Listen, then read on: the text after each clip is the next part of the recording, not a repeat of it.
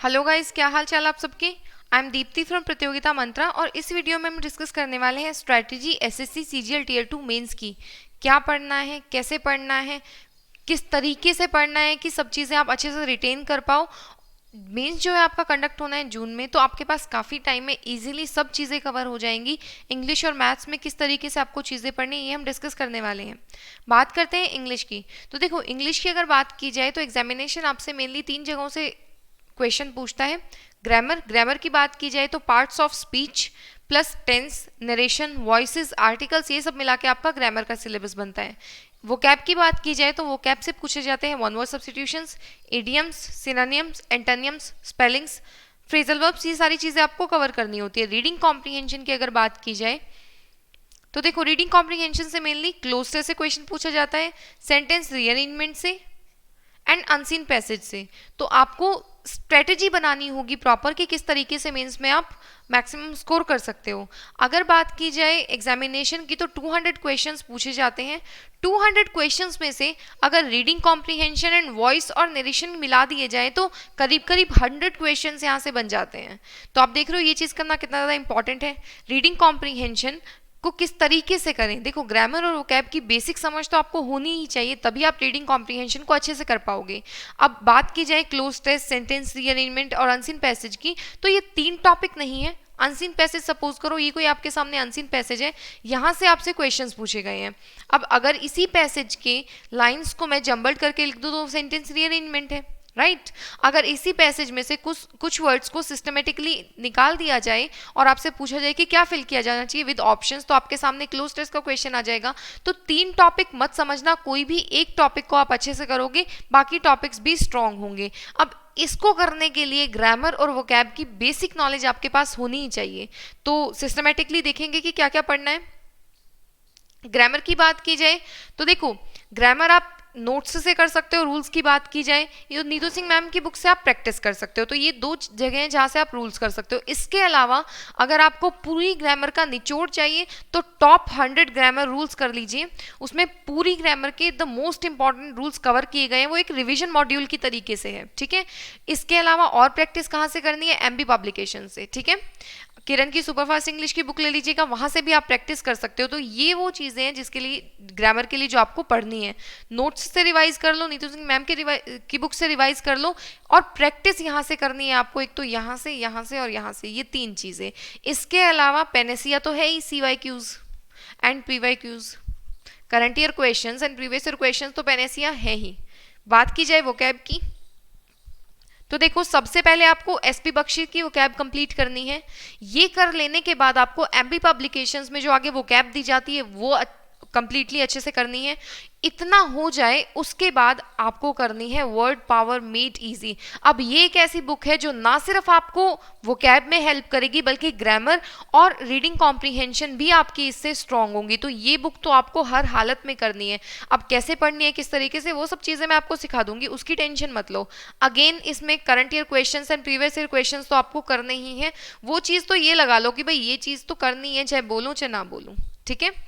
अब बात करते हैं रीडिंग कॉम्प्रीहेंशन की। देखो, क्योंकि आपके पास अच्छा खासा समय है तो ऐसा तो नहीं कह सकते कि भाई 1 महीना है नहीं कर सकते ये वो, तो आराम से आप नॉवेल्स पढ़ो, न्यूज़पेपर पढ़ो। अब न्यूज़पेपर पढ़ना क्यों बेनिफिशियल होगा, ये सिर्फ आपका रीडिंग कॉम्प्रीहेंशन के लिए नहीं, वोकैब के लिए, और साथ ही साथ जो आपका टियर 3 होना है उसमें भी तो आपको पूछे जाएंगे टॉपिक्स। तो ये सारी चीज़ें इंप्रूव होंगी। रीडिंग कॉम्प्रीहेंशन, इस चीज़ पे अगर आप वर्क करते हो तो आपको टियर 3 के लिए जो है काफ़ी बेनिफिट मिल जाएगा। अब प्रीवियस ईयर क्वेश्चंस तो करने ही हैं। इसके बाद practice as much as you can, जितनी ज़्यादा प्रैक्टिस कर सको उतना ज़्यादा अच्छा रहेगा, ठीक है।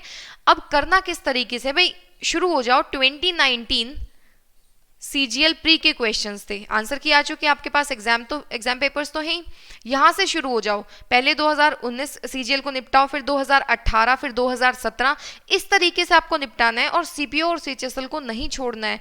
भाई कोई डिफरेंस नहीं है लेवल में, आपको ये चीज़ पता है। टीसीएस के आने के बाद से तो स्पेसिफिकली मैं ये बोलना चाहूँगी कि लेवल में ज़्यादा डिफरेंस नहीं है। तो सारी चीज़ें आपको कवर करनी है। वोकैब का कुछ नहीं पता, भाई सीएचएसएल का क्वेश्चन है आके सीजीएल प्री में रिपीट हो रहा है, आगे मेन्स में रिपीट हो जाए, कुछ नहीं कहा कहा जा सकता। तो सारी चीज़ें करंट ईयर क्वेश्चन जो टीसीएस ने कराए हैं वो तो आपको सारे एग्जामिनेशंस अच्छे से करने हैं। उसके बाद 2017 मेंस, प्री 2016, इस तरीके से चलते चलो, ठीक है। और ये जो CGL 2019 की प्री के जो एग्जाम पेपर्स है ये सॉल्व आपको कराए जाते हैं डेली 3 to 4 इंग्लिश के, और 10 to 11 PM आपको राहुल सर सॉल्व कराते हैं मैथ्स के। तो ये तो बहुत ही ज़्यादा इंपॉर्टेंट है। जीके के सॉल्व कराते हैं, मैथ्स के लिए तो मेंस की क्लास होती है, ठीक है।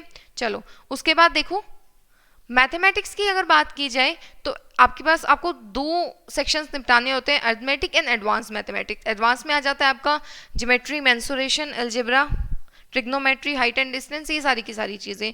तो इसका पैटर्न क्या रखो, आप ये समझ लो से 3 डेज या 4 डेज ले लो। 4 डेज में आपको एक टॉपिक करना है एडवांस का, एक टॉपिक, ठीक है, और 2 दिन में आपको एक टॉपिक निपटाना है मैथमेटिक्स का। तो इस तरीके से कंप्लीट हो जाए टॉपिक्स, फिर साइकिल को दोबारा शुरू कर दो।